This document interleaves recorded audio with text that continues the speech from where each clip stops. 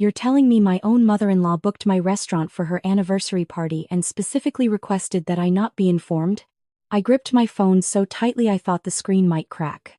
My assistant manager, Derek, paused on the other end of the line, clearly uncomfortable delivering this news. That's correct, Mrs. Chen. She made the reservation under her maiden name and paid cash for the deposit. She was very specific that no one contact you about the event. I only found out because I recognized her voice when she called to finalize the menu yesterday. I stood frozen in my home office, staring at the framed photo on my desk. It showed my husband Marcus and me on our 10th wedding anniversary, standing in front of what was then a small sandwich shop I had just purchased with my inheritance from my grandmother. That was 12 years ago. That tiny sandwich shop had grown into a culinary empire spanning 6 upscale restaurants, 2 catering companies, and a boutique event venue, all operating under my maiden name Vivian Park Hospitality Group. My in-laws had never bothered to learn exactly what I did for a living. To them, I was just Marcus's quiet wife who worked in food service. They didn't know that food service had made me a multimillionaire. Derek, which location did she book? The Grand Maple. For this Saturday. 50 guests, 4-course dinner, open bar, the whole package. She's planning to announce something big, apparently. The Grand Maple was my crown jewel. A converted historic mansion in the heart of Portland that regularly hosted celebrities, politicians, and Fortune 500 executives. The wait list for private events stretched 8 months, but somehow, my mother-in-law had secured a reservation for this weekend. How did she even get a booking? We're completely full through October. Derek hesitated. She mentioned she was family of one of the owners. Said her son's wife worked here and could pull strings. The new events coordinator didn't know any better and assumed she had clearance. I let out a bitter laugh. The irony was almost poetic. My mother-in-law was using my name to book my own restaurant for a party I wasn't invited to. Thank you for telling me, Derek. I'll handle it from here. After hanging up, I sat in silence for a long moment, processing this betrayal. But honestly, it wasn't surprising. It was simply the culmination of 22 years of being treated as an afterthought by the Chen family. I met Marcus during our senior year at UCLA. He was studying architecture. I was in business school, and we fell in love over late-night coffee and shared dreams. He was kind, gentle, and nothing like his family. I thought I could handle them. I thought love would be enough. His mother, Patricia, made her feelings about me clear from our first meeting. I wasn't what she had envisioned for her son. She had hoped Marcus would marry someone from their country club circle, someone whose family owned vacation homes and attended charity galas. Instead, he brought home a girl whose parents ran a dry cleaning business in Koreatown. Patricia never let me forget my origins. Every family gathering included subtle digs about my background, my appearance, my career. When I opened my first restaurant, she told everyone I managed a little cafe somewhere. When that cafe earned its first Michelin star, she changed the subject to Marcus's sister's real estate achievements. When I expanded to multiple locations, she started forgetting to invite me to family events altogether. Marcus always defended his mother. She doesn't mean it that way, he would say. She's just traditional. Give her time. After 22 years of marriage, I had run out of time to give. The anniversary party booking was just the latest in a long series of exclusions. There was Thanksgiving 3 years ago, when I arrived at Patricia's house to find the dinner had been moved to Marcus's sister's place without anyone telling me. There was the family vacation to Hawaii where I learned I wasn't included because there weren't enough rooms. There was Marcus's own 40th birthday party, which his mother organized at her house and somehow forgot to mention to his wife. Each time, Marcus made excuses. Each time, I swallowed my hurt and moved on. But this time felt different. This time, they were using my own success against me while deliberately keeping me in the dark. I waited until Marcus came home that evening to address it. He walked through the door looking tired from his day at the architectural firm, loosening his tie as he headed for the kitchen. Hey, Viv. Long day. What's for dinner? I was sitting at the kitchen island, my laptop open in front of me. Your mother booked the Grand Maple for her anniversary party this Saturday. He froze mid-step. Oh. She mentioned she was planning something, but I didn't know she'd chosen a venue already. Did you know I'm not invited? The silence that followed told me everything. Marcus slowly set his briefcase down, avoiding my eyes. Viv, it's complicated. You know how my mother is. She thought it might be better if it was just immediate family this time. Less drama. Less drama, I repeated flatly. What drama has there ever been, Marcus? When have I ever caused drama at your family's events? You haven't. But Mom feels like there's tension when you're around. She wanted this anniversary to be special, and she thought everyone would be more relaxed if we kept it intimate. I stared at my husband of 22 years, the father of my 2 children, the man I had built a life with. He couldn't even meet my eyes as he threw me under the bus to protect his mother's feelings. So you knew about this. You knew she was booking my restaurant for a party she didn't invite me to, and you said nothing. Marcus's head snapped up. Wait. What? Your restaurant? The Grand Maple, Marcus. I own the Grand Maple. I own all 6 Maple restaurants. I own the catering company she's probably using for the event. She's literally spending money at my business to celebrate an occasion I'm excluded from. His face went pale. In 22 years, my husband had never fully grasped the scope of what I had built. He knew I owned restaurants, plural, but he had never asked for details, never visited my corporate office, never looked at the financial statements I left on my desk. To him, I was simply Vivian who works in food. I didn't know the Grand Maple was yours. She didn't know either, I'm sure. She probably just picked it because it's the nicest venue in Portland. And whose fault is that? I've invited your family to every opening, every milestone celebration, every award ceremony for 2 decades. Your mother has never attended a single one. She's never asked what I do, never shown the slightest interest in my career. She doesn't know because she never cared enough to find out. Marcus ran his hand through his hair, a gesture he made when he was stressed. Okay, this is awkward, but we can fix it. I'll talk to Mom. Maybe you could just come as my +1. And we don't have to make it a big thing about who owns what. Your +1? I let out a disbelieving laugh. At my own restaurant? Marcus, do you hear yourself? I'm trying to find a solution here, Viv. What do you want me to do?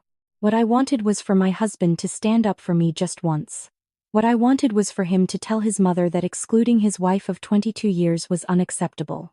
What I wanted was to matter. I want you to tell your mother that the party is off unless I'm properly invited. Not as your +1. As Marcus Chen's wife. As a member of this family. Marcus shook his head. I can't do that. It's their 50th anniversary, Viv. I can't ruin it over this. All? Over this? Over your mother deliberately excluding me from a family celebration she's hosting at my business. That's not worth taking a stand. It would just cause more problems. You know how Mom gets. Can't you just let this one go? For me? I had let things go for 22 years. I had bitten my tongue, kept the peace, and made myself smaller so the Chen family could be more comfortable.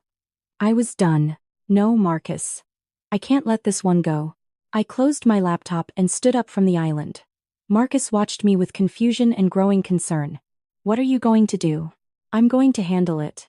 The next morning, I drove to the Grand Maple and met with my general manager, Sophia. She was mortified when she learned the full situation. Mrs. Park, I'm so sorry.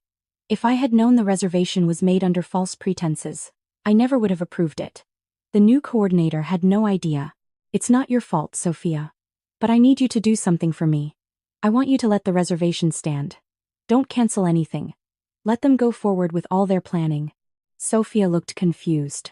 You want the party to proceed? Yes. But I want you to keep me informed of every detail. Every vendor they book, every special request, every change to the menu. And on Saturday night, I want a full staff briefing. Everyone needs to know who actually owns this establishment. Understood. What are you planning? I smiled. It wasn't a warm smile. I'm planning to attend my father-in-law's 50th anniversary party. Over the next few days, I watched the preparations unfold with detached fascination. Patricia had spared no expense for this celebration.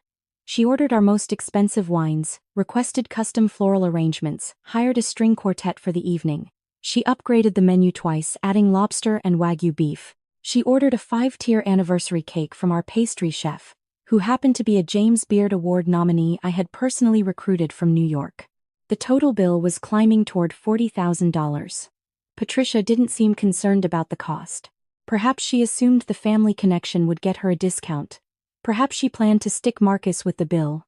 Either way, she was in for a surprise. I also learned more about the party itself.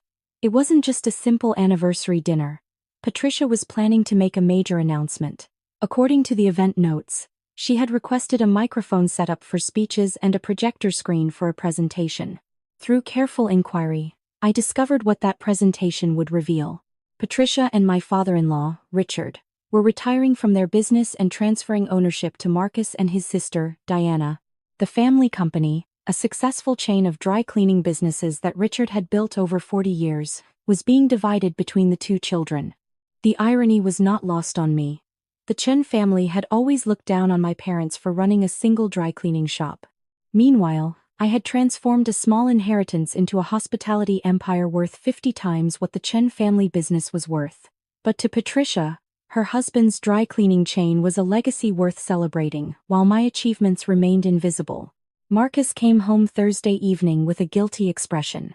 So, my mom asked if I would give a speech at the party. She wants me to say a few words about the family business and what it means to me. Are you going to? I said yes. It's their 50th anniversary, Viv. And with the business transition, it's a big moment for all of us. All of you, I corrected. I'm not part of this, remember?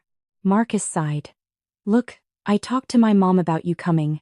She said it would just make things uncomfortable. She doesn't want any awkwardness on her special night. And you accepted that. What was I supposed to say? She's my mother. You were supposed to say that I'm your wife. That we've been married for 22 years. That any family celebration should include the mother of your children. Marcus didn't respond. He never did when I asked him to choose between me and his family. His silence was always his answer. I nodded slowly. Fine. Enjoy the party, Marcus. Saturday arrived with a crisp autumn chill. I spent the morning reviewing every detail of the evening's event with Sophia. At 2 o'clock, the staff gathered for their briefing. I stood at the front of the private dining room and looked at the faces of my employees, the team I had built and nurtured over 12 years. Tonight, we're hosting a 50th anniversary party for Patricia and Richard Chen. I want you all to know that Richard Chen is my father-in-law. Patricia Chen is my mother-in-law. And I am the owner of this restaurant. Murmurs rippled through the room. Many of them had worked for me for years but had never seen my in-laws at any company function. The hosts of tonight's party are not aware of my ownership. They have also chosen not to invite me to this family celebration. I want each of you to treat them with the same excellent service you would provide any guest. But I also want you to be prepared, because I will be attending this evening, and there may be some surprises. Sophia stepped forward. What do you need from us, Mrs. Park? Just do your jobs beautifully. The rest is up to me. The Chen family began arriving at 6. I watched from my office on the second floor, which overlooked the main dining room through a two-way mirror I had installed for quality control purposes. Patricia looked radiant in a silk dress the color of champagne. Richard wore a tailored suit and a nervous smile. Marcus arrived with our children, Sophie and James, who were home from college for the occasion. They, at least, had texted me asking why I wasn't coming. I told them I would explain later. Diana came with her husband and their 2 kids. Then the extended family poured in, aunts and uncles and cousins I had shared holidays with for 2 decades. None of them seemed to notice my absence, or if they did, none of them asked. By 7, all 50 guests were seated. The string quartet played softly as servers glided between tables with bottles of wine that cost more than most people's car payments. Patricia sat at the head table like a queen surveying her domain, completely unaware that the domain actually belonged to someone else. I waited until the first course was served. Then I made my entrance. I had chosen my outfit carefully. A deep burgundy dress that commanded attention, heels that clicked against the hardwood floors. My hair was styled, my makeup was flawless, and I walked into that dining room like I owned the place. Because I did. Heads turned as I approached the head table. Patricia's smile froze on her face. Marcus looked like he might choke on his soup. Diana's eyes went wide. Richard simply looked confused.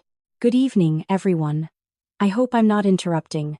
Patricia recovered first, her social training kicking in despite her shock. Vivian. What a surprise. I wasn't expecting you. I know you weren't. But I thought it would be rude not to attend a family party being held at my own restaurant. The silence that fell over the room was absolute. Even the string quartet stopped playing. Marcus leaned forward. Viv, what are you doing? I'm joining the family celebration, Marcus. Isn't that what families do? Patricia's expression hardened. I don't understand what you mean by your own restaurant. This is the Grand Maple. It's one of the most exclusive venues in Portland. Yes, it is. And I own it. I also own the Silver Maple, the Red Maple, the Maple Table, the Maple Room and the Copper Maple. I own Portland Prestige Catering, which is preparing your dinner tonight. I own Maple Events, which decorated this room. The string quartet was hired through my event coordination service. The cake was baked in my pastry kitchen. Everything you see around you, everything you're eating and drinking, everything that's making this night special came from businesses that I built. The color drained from Patricia's face. Around the room, guests exchanged bewildered looks. My children stared at me with something like awe. Richard spoke up, his voice hesitant. I had no idea, Vivian. We didn't know. You didn't know because you never asked. In 22 years, neither of you has ever shown the slightest interest in what I do. You've never attended an opening. Never visited my office. Never congratulated me on any success. To you, I've always been just Marcus's wife. The girl from Koreatown who wasn't good enough for your son. Patricia straightened her spine, going on the offensive. Well, if you're so successful, then surely you can understand that this is a family matter. We wanted tonight to be about Richard and me, about our legacy. There are things we're announcing that concern the Chen family business, and quite frankly, it has nothing to do with you. You're right. The Chen family business has nothing to do with me. I have my own business. Several, in fact. But what does concern me is being deliberately excluded from my husband's family while that family uses my name and my business to host their celebrations. I turned to face Marcus, who looked like he wanted the floor to swallow him whole. Did you know, Marcus, that your mother used my name to secure this reservation? She told my staff that she was family of one of the owners. She used my connection to my own business to book a party she didn't invite me to. I didn't know that part, he said weakly. You didn't know a lot of things. You didn't know that the company I've built is worth more than your parents' entire estate. You didn't know that the inheritance you're about to receive from the family business is pocket change compared to what I earn in a quarter. And apparently, you didn't know that standing up for your wife should matter more than keeping your mother comfortable. Patricia rose from her seat. How dare you come here and make a scene at our anniversary party? This is exactly the kind of drama we were trying to avoid by not inviting you. Drama? I laughed. You haven't seen drama yet. I turned and caught Sophia's eye. She nodded almost imperceptibly. You know, Patricia, I debated what to do when I found out about this party. I could have simply canceled your reservation. I could have refused service and let you scramble to find another venue 4 days before your big event. But I realized that would be petty. It would hurt the people working tonight more than it would hurt you. Then why are you here? I'm here because I want you to understand something. I want everyone in this room to understand. I raised my voice, addressing the entire gathering. For 22 years, I have been part of this family. I have shown up to every holiday. I have sent gifts for every birthday. I have supported my husband and raised 2 wonderful children who are sitting right there, watching their grandmother exclude their mother from a family celebration. Sophie and James both looked stricken. I saw Sophie wipe her eyes. I have built something extraordinary with my life. Not because I was handed anything, but because I worked for it. My parents ran a dry cleaning shop in Koreatown. Your parents looked down on them for it. But everything I have, I earned. Every restaurant, every award, every success came from my own effort. And tonight, you're all enjoying the fruits of that effort, while the person who made it possible wasn't even supposed to be here. Richard stood up shakily. Vivian, please. We didn't mean to hurt you. We just thought it would be simpler. Simpler, I repeated. You know what's simple, Richard? Treating people with respect. Including your daughter-in-law in family events. Not using her name to access her business while deliberately keeping her away. I reached into my clutch and pulled out a folded piece of paper. This is the bill for tonight's event. $42,000. Custom menu, premium wines, exclusive booking fee for securing a reservation on short notice. Every expense your wife approved. Patricia's jaw dropped. $42,000? That's outrageous. That's what excellence costs. And since I wasn't invited to this party, I see no reason to offer the family discount you were probably expecting. The full amount is due tonight. We can't pay that. We don't have that kind of cash on hand. Then I suggest you figure it out. My business operates on payment at time of service for events. If you can't pay, I'll have to consider this a breach of contract. Marcus stood up. Viv, this is too far. You can't do this to my parents. Can't I? They did this to themselves, Marcus. They booked a venue they couldn't afford for a party that excluded half your nuclear family. Every choice that led to this moment was theirs. I set the bill on the table in front of Patricia. Happy anniversary. Then I turned and walked toward the door. Before I reached it, Sophie's voice stopped me. Mom. Wait. My daughter stood up from her seat, followed a moment later by James. The two of them walked across the dining room to stand beside me. I'm not staying at a party that Mom wasn't invited to, Sophie said firmly. This is wrong. And everyone here knows it. Same, James agreed. Grandma, I love you, but what you did is messed up. Patricia looked like she might faint.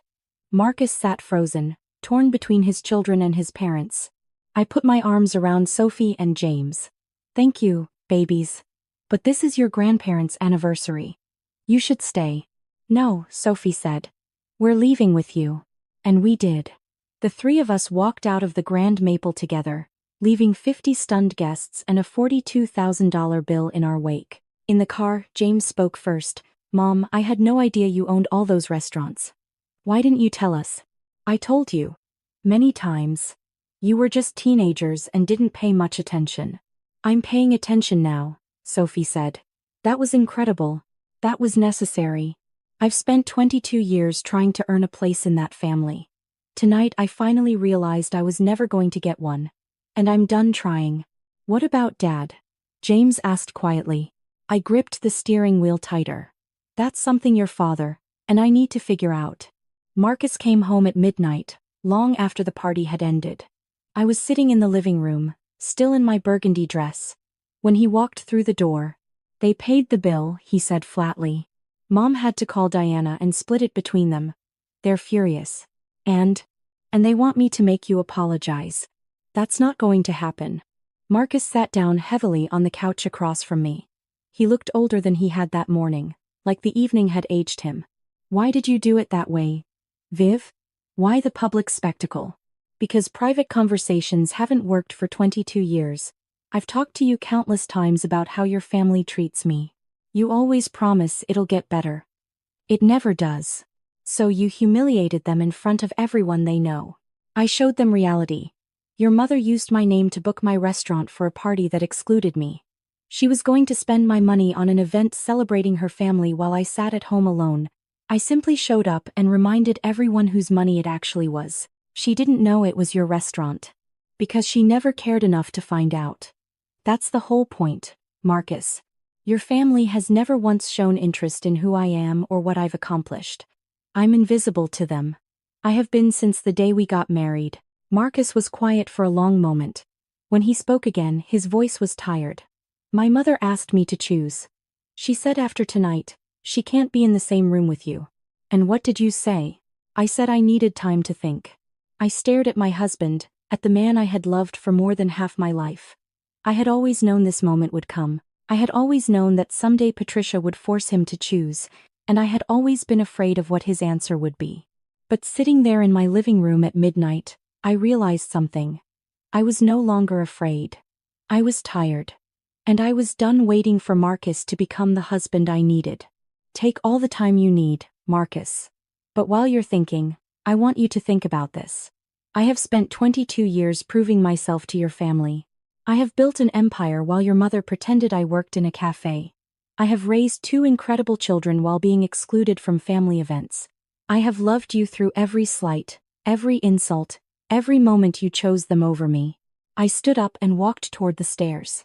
And tonight, when I finally demanded the respect I've earned, you called it humiliation. You stood in that dining room and told me I went too far, instead of standing up and saying, my mother should never have excluded my wife. Viv. No, Marcus. It's your turn to listen. I'm not asking you to choose between me and your mother. I'm asking you to choose who you want to be. A man who defends his wife, or a man who makes excuses for the people who hurt her? I paused at the bottom of the stairs and looked back at him. When you figure out your answer, let me know. 2 weeks later, I moved out of the house we had shared for 18 years. It wasn't a dramatic exit. I packed my things while Marcus was at work, left a note explaining that I would be staying at my downtown condo, and asked him to call when he was ready to talk. He didn't call for a month. During that month, I threw myself into my work. I opened negotiations for a 7th restaurant location. I met with investors about expanding the catering business nationally. I hired a new head chef who had just won Top Chef and was looking for a permanent home. I kept busy, because busy was better than thinking about the fact that my husband still hadn't chosen me. Sophie and James visited regularly. They were both angry at their father for not fighting harder, but I told them to give him grace. 22 years of family patterns don't change overnight. They also told me that Patricia had been bad-mouthing me to anyone who would listen, calling me ungrateful and vindictive. Apparently, the $42,000 bill had nearly wiped out her and Diana's share of the retirement savings. I felt a twinge of guilt about that. But only a twinge. Marcus finally came to my condo on a rainy Tuesday evening. He looked thinner than I remembered, and there were circles under his eyes. He stood in my doorway holding a bottle of wine that cost more than he usually spent. "I've been thinking," he said. "For a month." I noticed. "Can I come in?" I stepped aside and let him enter. He looked around at the condo he had never visited, at the carefully chosen art on the walls and the view of the city skyline. "This is nice. I didn't know you had this place." "You never asked." He flinched at that. "Fair enough." We sat on opposite ends of the couch, the wine untouched between us. Marcus took a deep breath. "I told my mother I can't see her for a while." Whatever I had expected. It wasn't that. "You did?" "I told her what she did was wrong.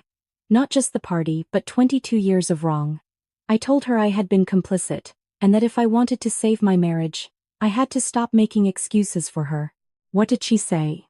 "She said if I chose you over her, I wasn't her son anymore."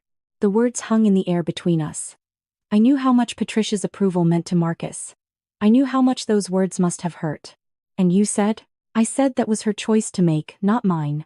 I said I had already made my choice 22 years ago when I married you, and I was sorry it took me so long to act like it." I felt tears pricking at my eyes, but I blinked them back. "Marcus, I'm not asking you to come back right away. I know I have a lot to make up for. But I wanted you to know that I finally understand. You were never asking me to choose between you and my family. You were asking me to include you in my family. And I failed at that." "Yes. You did. I'm sorry. Viv. I'm sorry for every time I made excuses. Every time I asked you to be the bigger person. Every time I let my mother treat you like an outsider while I stood there and said nothing."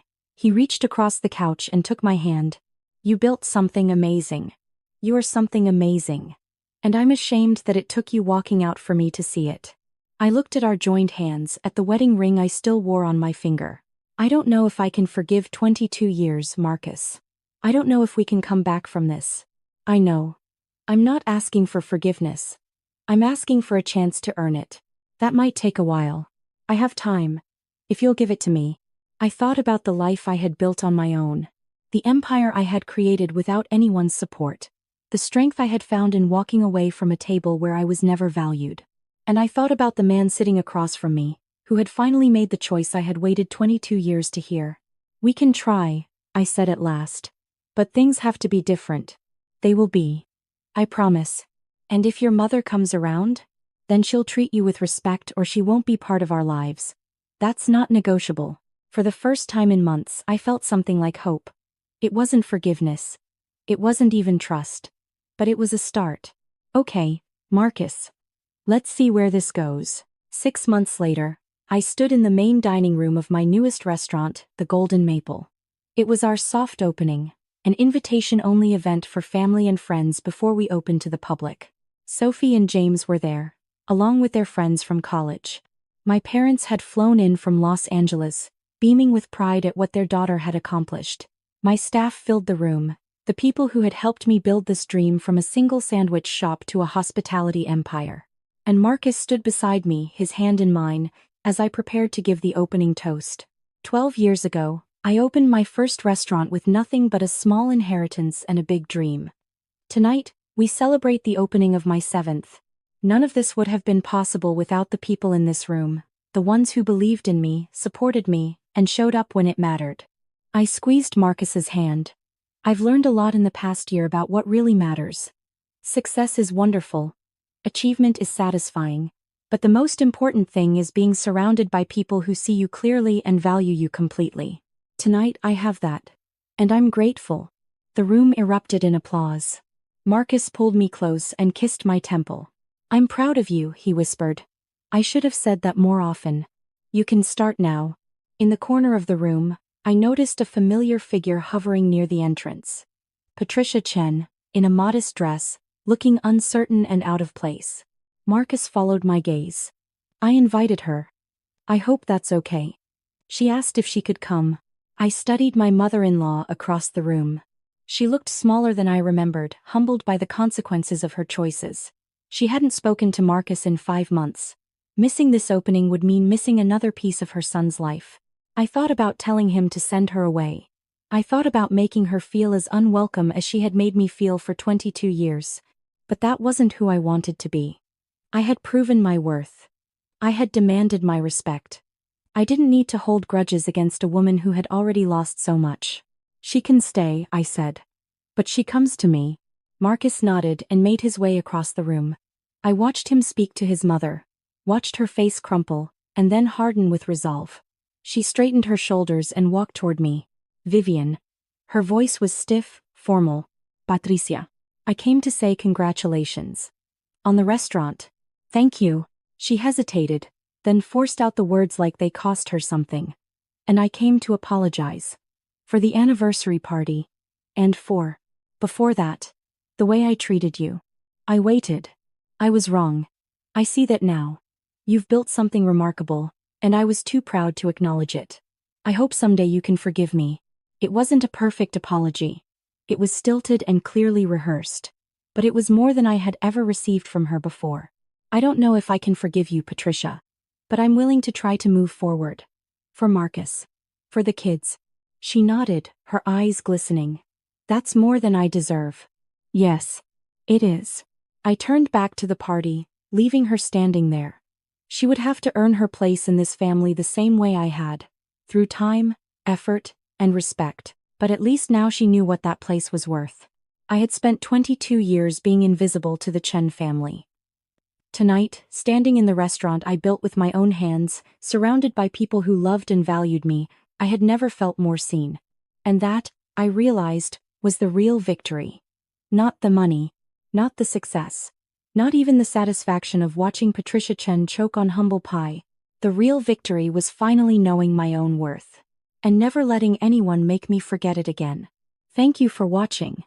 If this story resonated with you, please like, share, and subscribe to The Concealed Bonds for more stories of hidden strength and unexpected justice. Until next time, remember, your worth isn't determined by those who fail to see it. It's determined by what you build when they're not looking.